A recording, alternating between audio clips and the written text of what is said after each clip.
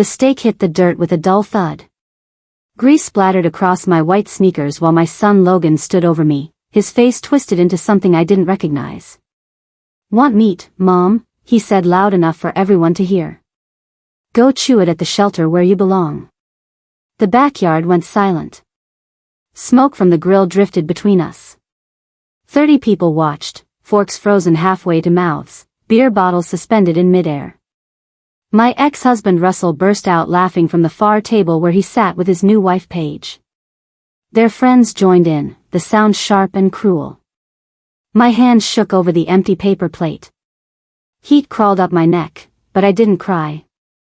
I looked at Logan, at the son I raised alone, and whispered, "Thank you for showing me who you really are." His smirk faltered for just a second.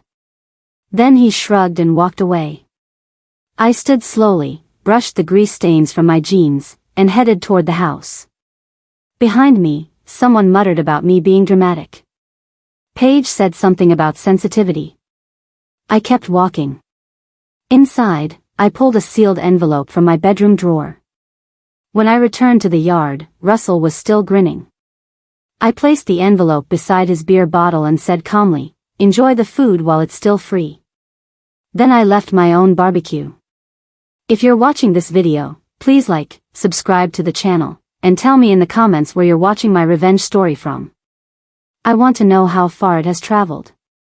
My name is Valerie Shaw.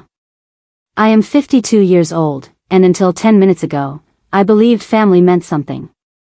For 30 years, I cooked every Sunday meal for this family. I worked double shifts at the hospital after Russell walked out, kept Logan in community college when money got tight, and never once missed a mortgage payment on this house. This barbecue was supposed to celebrate my food truck license renewal. After 3 years of saving, I finally had the permits to start my catering business. I thought my son would be proud. Instead, he threw my dinner in the dirt like I was nothing. I drove to the grocery store parking lot and sat in my car for an hour. My phone buzzed with messages. "Logan, Mom, stop being dramatic." "Russell, you embarrassed yourself." "Paige, we were just having fun." Not one apology. Not one question about whether I was okay.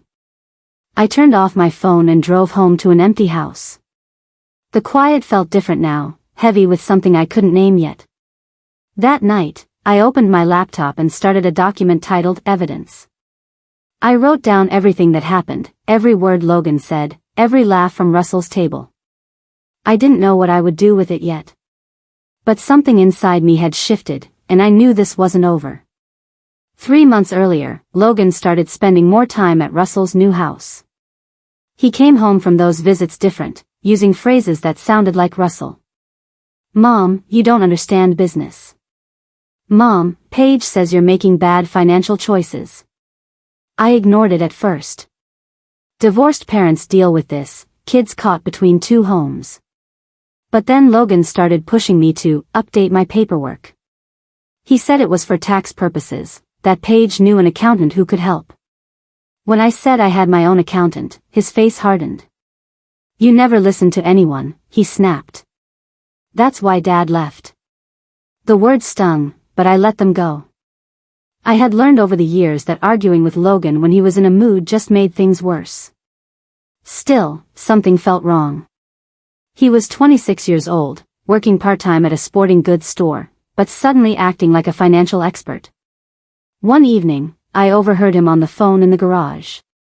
"She won't sign anything unless we corner her," he said. "Dad says we need witnesses, make it look official." My stomach dropped. I backed away from the door and went to my room. That night, I couldn't sleep. I kept replaying his words, trying to make them mean something else. But deep down, I knew exactly what I heard. The next week, Paige left a manila folder on my kitchen counter. She claimed she forgot it after dropping Logan off, but nothing Paige did was accidental. The label read, "Power of Attorney, Draft." I opened it. My name was at the top. Logan's name was listed as primary agent. The document gave him control over my bank accounts, medical decisions, and property rights if I became unable to manage my own affairs. The language was vague enough to be dangerous. I called Logan that night. "What is this?" He laughed, the sound too casual. "Just protection, Mom. What if something happens to you? Someone needs to be able to handle things. I'm 52 and healthy. Accidents happen. Paige says this is standard stuff. You're being paranoid." But I wasn't paranoid. I had spent 3 decades cleaning up after Russell's messes, learning to spot manipulation before it landed. This document wasn't protection. It was a trap. I made copies of everything and hid the originals in my safe deposit box. Then I called an attorney I found through a coworker, a woman named Ellen Ward who specialized in elder law and family disputes. Her assistant scheduled me for the following Monday. "Don't sign anything until we talk," Ellen said when I explained on the phone. "And don't tell anyone you're coming to see me." Ellen's office smelled like coffee and old books. She read the power of attorney draft twice, making notes in red pen. Finally, she looked up. "This document is designed to give your son complete control of your assets while you're still alive and mentally competent. Can he do that?" "Not without your signature." "But Mrs. Shaw, this kind of document usually comes with pressure. Has anyone been pushing you to sign?" I told her about Logan's comments, Russell's involvement, Paige's sudden interest in my finances. Ellen listened without interrupting, her expression growing more serious. "I recommend creating a living trust," she said. "It protects your assets and lets you maintain control. We can include provisions that prevent anyone from manipulating you." "What kind of provisions?" "A behavioral clause. If any beneficiary harasses you, threatens you, or attempts financial exploitation, they forfeit their inheritance rights. It's legally binding and sends a clear message." I signed the papers that afternoon. Ellen promised to file everything within the week. As I left her office, I felt something I hadn't felt in months. Not hope exactly, but something close to it. Control. Agency. Power. For the first time since Russell left, I was making decisions that protected me instead of everyone else. To test my suspicions, I mentioned casually to Logan that I was thinking about updating my will. His whole face changed. His eyes lit up with something that looked like greed. "Finally," he said. "You should have done this years ago."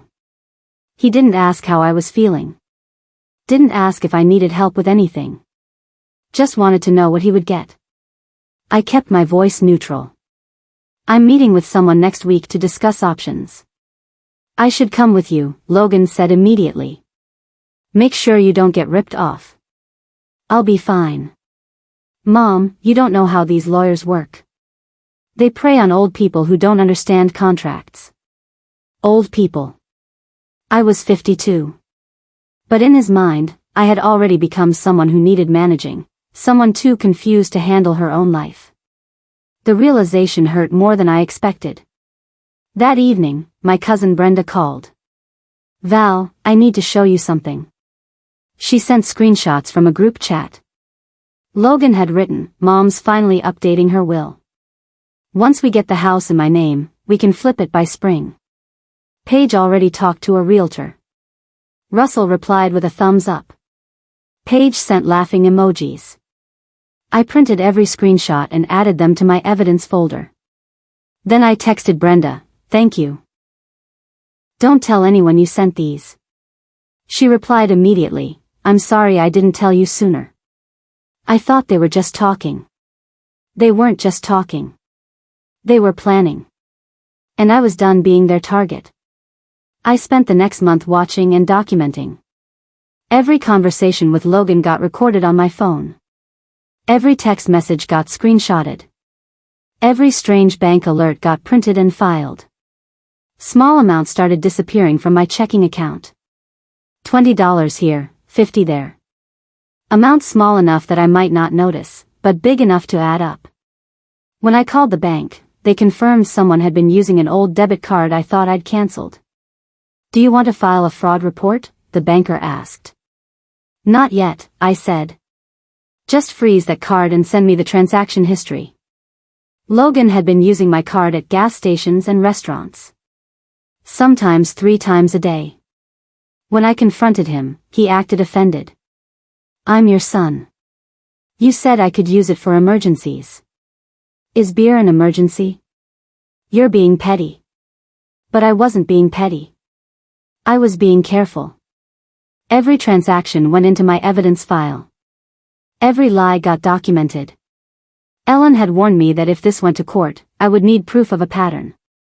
So I collected proof. Meanwhile, I quietly moved my serious savings to a new account at a different bank. The old account kept just enough to look normal but not enough to matter. If Logan wanted to steal from me, he would find nothing worth taking. The Sunday dinners stopped. Nobody came to my house anymore. My phone stayed silent on weekends. At first, it hurt. Then I realized the silence was a gift. Without them, I could think clearly. I started working on my real plan. For 3 years, I had been saving for a food truck. Now I had the permits, but I needed a space to operate from. I drove around town looking for possibilities and found an old bakery building downtown. The owner was retiring and willing to lease it cheap. I called Ellen. Can a trust own a business? Absolutely. In fact, it's one of the best ways to protect business assets from personal claims. Within a week, I registered Shaw Trust LLC. The trust owned my house and would own my new business. Any income one made would go through the trust, protected from Russell's or Logan's attempts to claim it. I used my savings to buy commercial kitchen equipment. I hired 3 women from a local job training program, single mothers trying to rebuild their lives. We started small, catering church events and birthday parties. Word spread quickly. When I posted photos online, the response surprised me. Women commented with encouragement. This is inspiring. I wish I had done this years ago. You're never too old to start over. Then Paige commented, hope you have permits for all this. I replied simply, everything is legal and licensed. Thanks for your concern. 2 weeks later, my bank called. Mrs. Shaw, your son tried to access your account this morning with a power of attorney document. My heart jumped. What did you tell him? We asked him to wait while we verified. Then we called your attorney as instructed.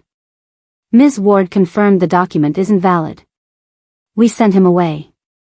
I thanked the manager and immediately called Ellen.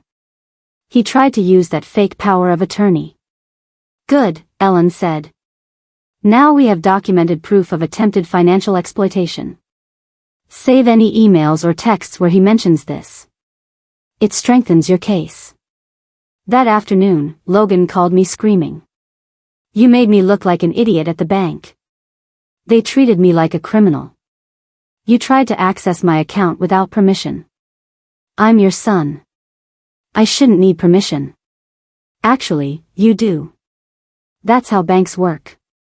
He hung up on me. An hour later, Russell called. His voice was cold. You're tearing this family apart with your paranoia. I'm protecting myself. From your own son? That's sick, Valerie. But I didn't feel sick. For the first time in years, I felt clear-headed and strong. They had mistaken my kindness for weakness. Now they were learning the difference. Russell found my old vendor contact list and booked my catering equipment for a weekend food festival. He told the organizers I had retired and he was taking over the business.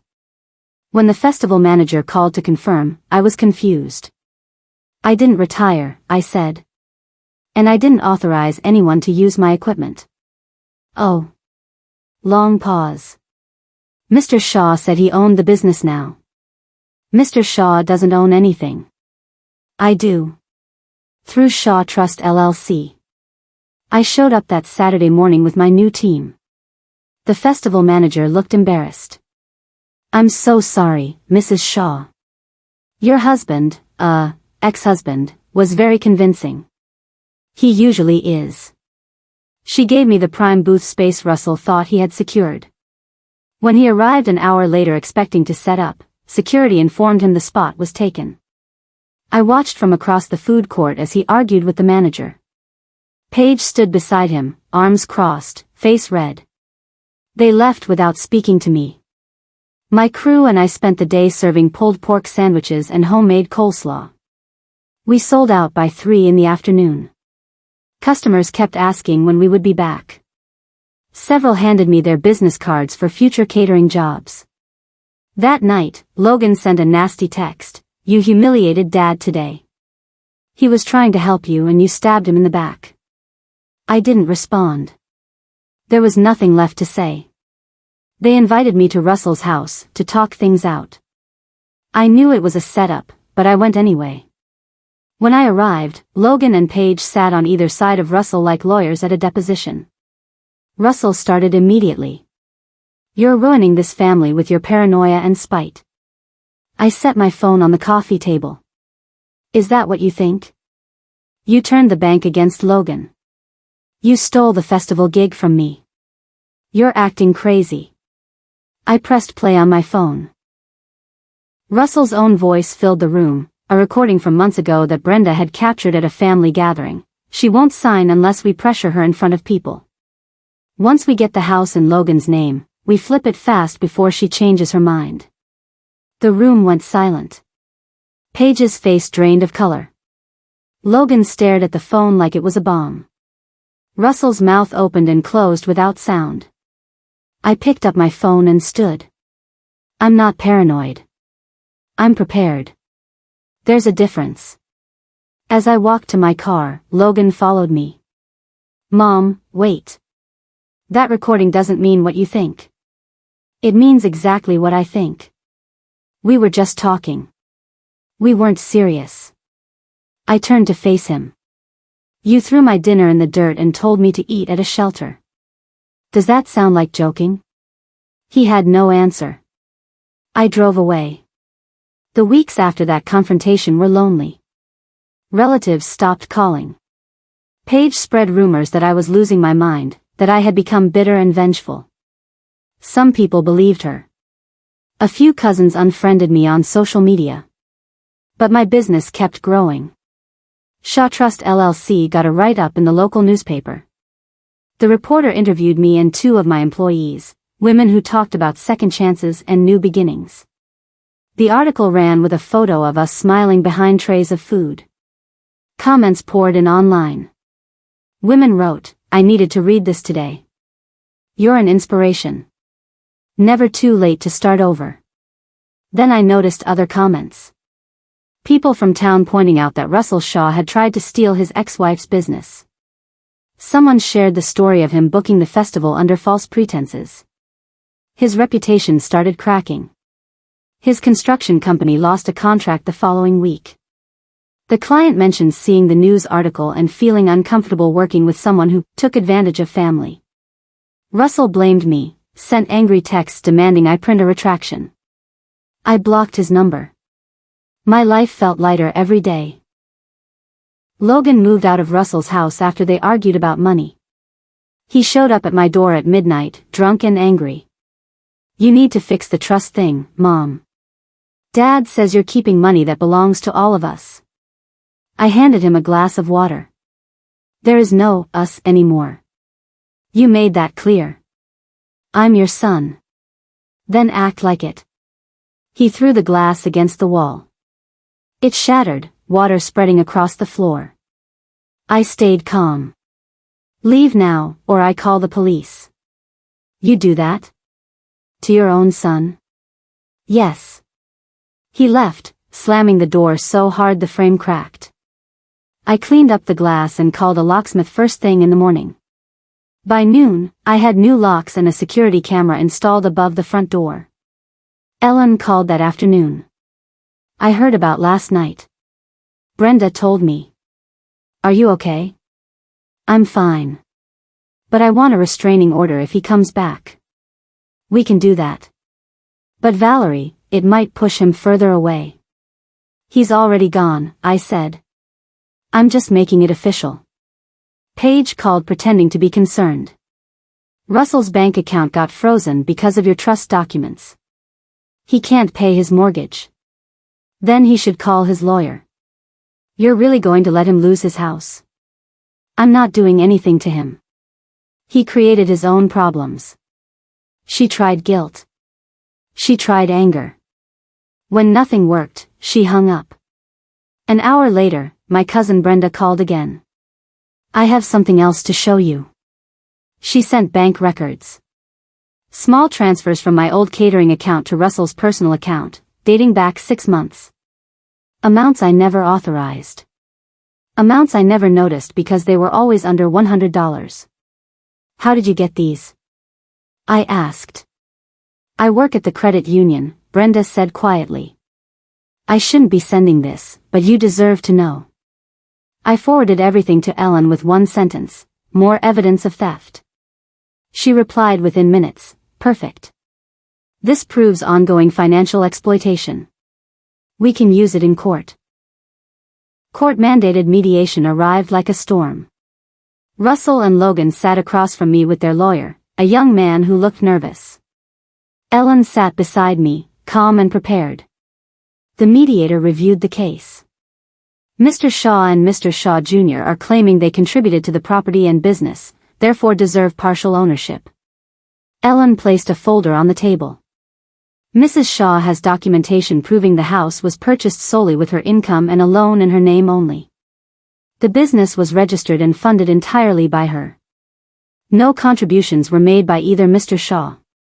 Their lawyers shuffled papers. There were indirect contributions. Mr. Shaw Sr. provided emotional support during the marriage.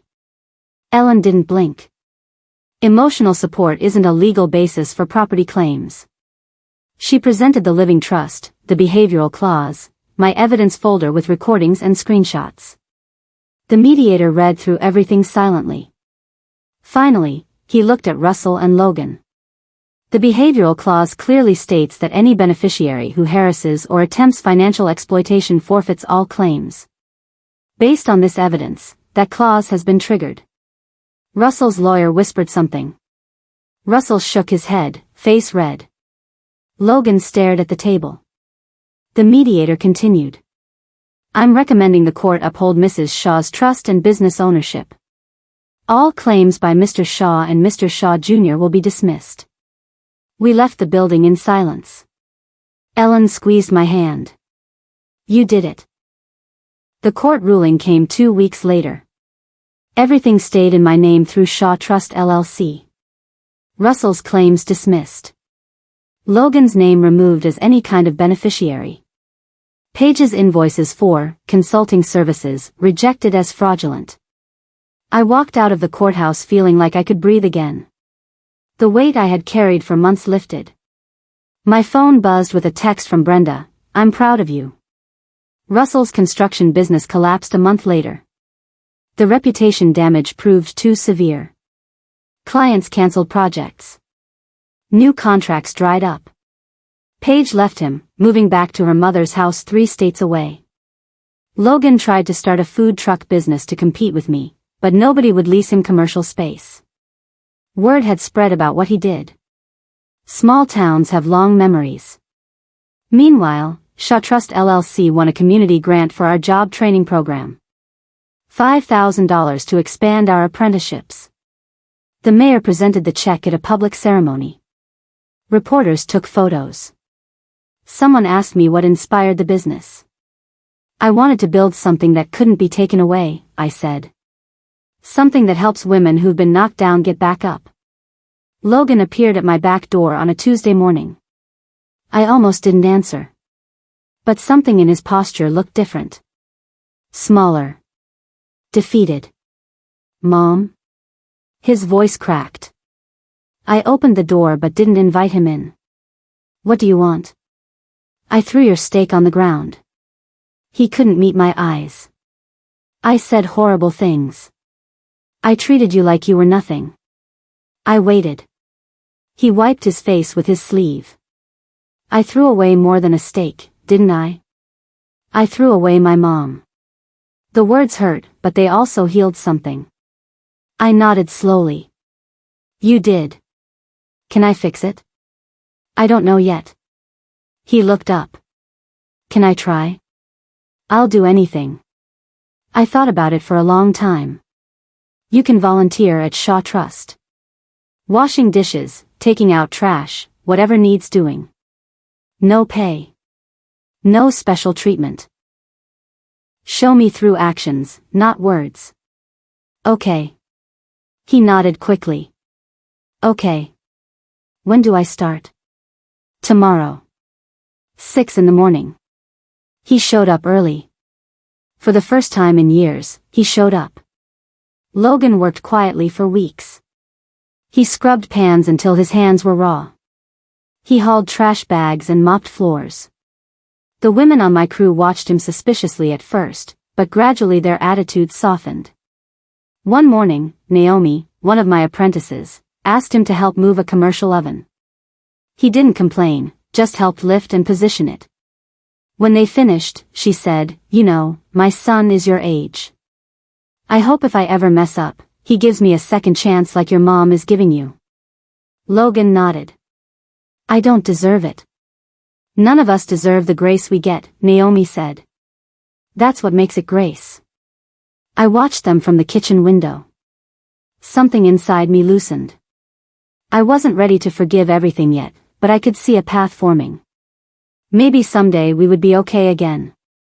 Maybe not. But at least he was trying. Russell never tried. He sent one email demanding I drop the restraining order against him. When I didn't respond, he stopped contacting me altogether. I heard through relatives that he moved to Arizona, chasing another failed business idea. Paige remarried within a year. I didn't feel vindicated. I just felt tired of it all. Shaw Trust LLC catered a city event called Second Chances. 500 people attended. We served barbecue, which felt fitting given where this all started. Logan worked the grill under my supervision. Reporters circulated, taking photos and asking questions. One reporter asked about our story. I kept it simple. Family isn't about blood. It's about behavior and respect. The people here today, my crew, they're my real family. The crowd applauded. Logan looked over at me, something vulnerable in his expression. I gave him a small nod. Not forgiveness yet, but acknowledgement. He was here. He was trying. After the event, Naomi pulled me aside. "Your boy is doing good. He's learning." "I hope so.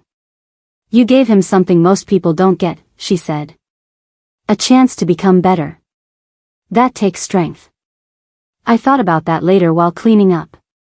Strength wasn't just about protecting yourself. Sometimes it was about knowing when to let someone earn their way back. Logan had a long road ahead, but at least he was walking it. 6 months passed.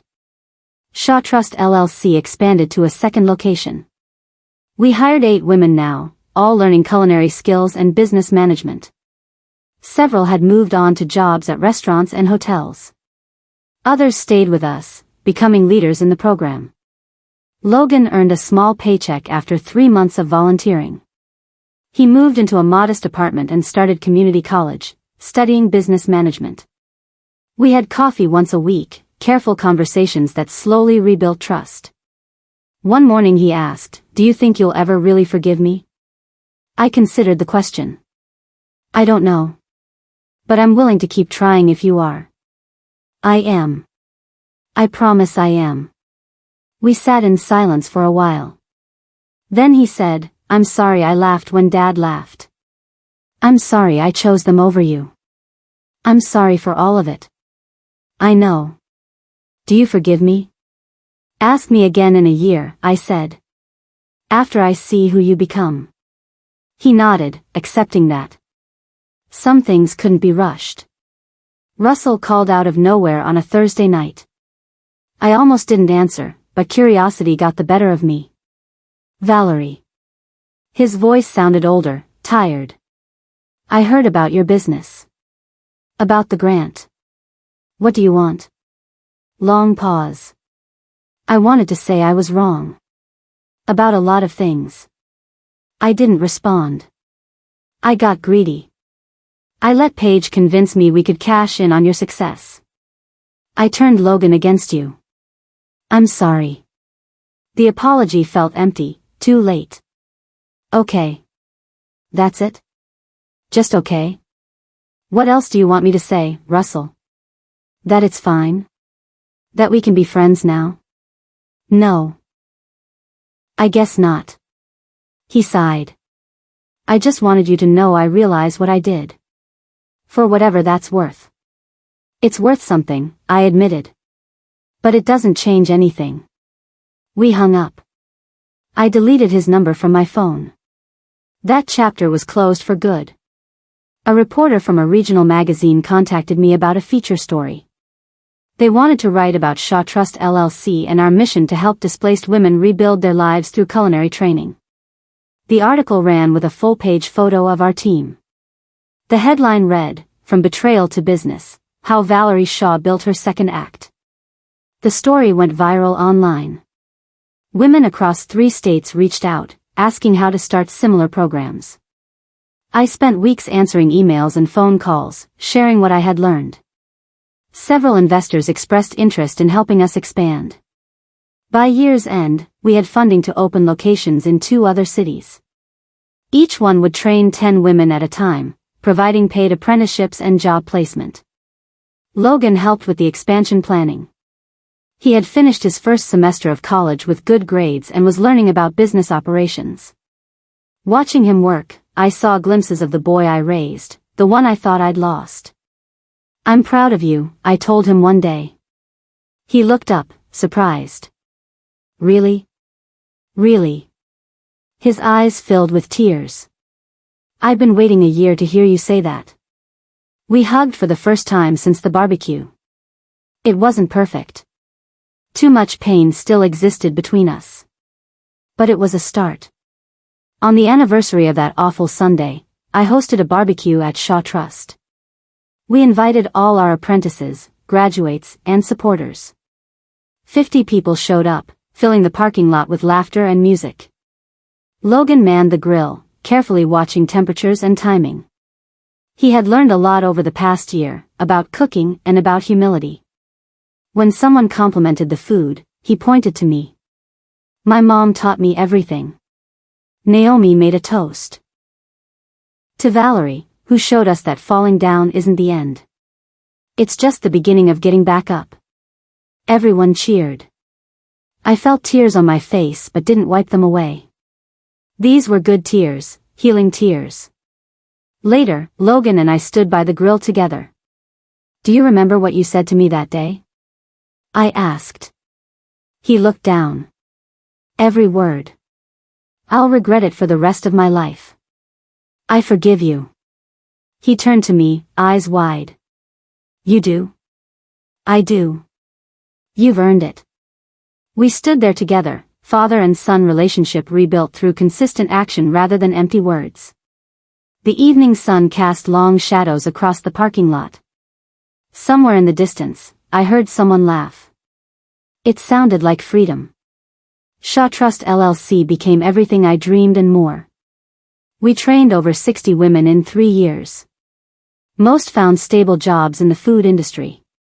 A few started their own businesses, following the path I had walked. Logan graduated college and became our operations manager. He proved himself reliable and hardworking. Our relationship wasn't perfect, probably never would be, but it was real and honest. Russell never contacted me again. I heard through relatives that he was working construction in Phoenix, living simply. Part of me hoped he found peace. The anger I carried for so long had faded into something softer, not quite forgiveness but close enough. Brenda became my business partner, helping manage our expansion into new cities. The cousin who had risked her job to send me evidence now worked alongside me, building something meaningful. On quiet mornings, I sometimes thought about that barbecue, about the steak in the dirt and the humiliation I felt. Those memories didn't hurt anymore. They had transformed into something else. Fuel. Motivation. Proof that the worst moments could become catalysts for the best changes. I stood in our newest location, watching 10 women learn knife skills from our head chef. They laughed and joked, their hands growing more confident with each slice. Some were divorced, some widowed, some simply lost and looking for direction. I saw myself in each of them. Women who had been knocked down and were learning to stand again. Women who refused to let betrayal define them. Women who chose building over breaking. Logan walked over with a clipboard. Mom, we have 3 more applications for next month's program. Good. We'll make room. He smiled. You know, sometimes I think about that Sunday. About what I did. Don't, I said gently. We've moved past it. But I need you to know, I understand now what you built here. It's not just a business. It's proof that cruelty doesn't win. I touched his arm. It's proof that we choose who we become after people hurt us. They tried to take everything. Instead, they gave me the push I needed to build something they could never touch. Outside, the sun set over the city. Inside, women laughed and learned and grew. My table, my rules, my family. Not the one I was born into, but the one I chose. Russell and Paige had wanted to control me, to take what I built through sacrifice and hard work. Logan had thrown my dignity in the dirt.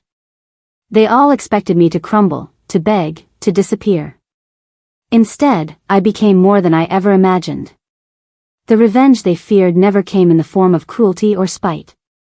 It came as success they couldn't diminish, peace they couldn't disturb, and a life they couldn't touch.